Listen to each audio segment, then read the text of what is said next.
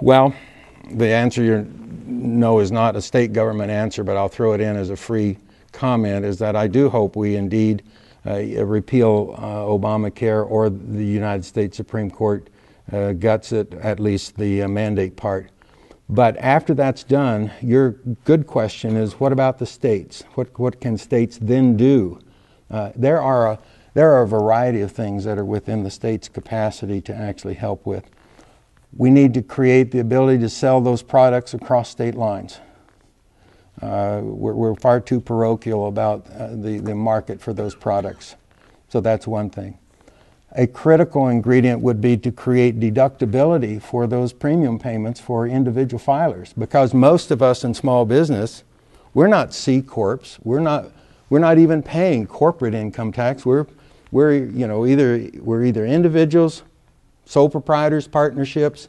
We may be LLC or subchapter S, but we're still passing through, and we're paying all of those obligations on a personal income tax.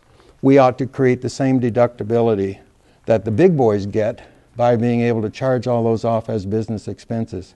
So that would be one thing.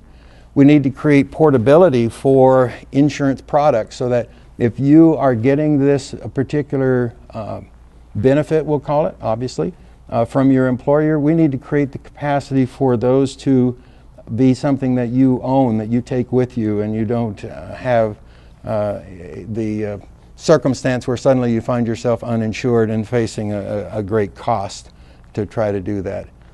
So those would be just some of the things that I think we could do at a state level. One other one that's just kind of come to the forefront in the last few days, literally, is the idea of perhaps, and I know this is added regulation, and you're going to say, well, wait a minute, you're preaching low regulation, low taxes, but now you're saying here's a regulation. But I do think it would be appropriate for hospitals, for example, to actually have to provide to the public the average cost for standard procedures, because there is such an enormous variation, and most of us, I mean, you know, if we go to the hospital for an appendectomy, we're not shopping.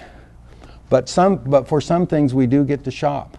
And if we had better information, we could make wiser consumer decisions. And that's never been, I mean, have you ever seen a price list for those? I haven't a clue. And I'm frequently, like most of you, probably shocked when one of your kids or one of your family members has a major medical procedure and you get the bill and you go, oh my goodness, sure glad I have insurance. Well, if you could shop, if you could be an informed consumer, I think it would help. So that's, I don't know, what, 5 or 6 things.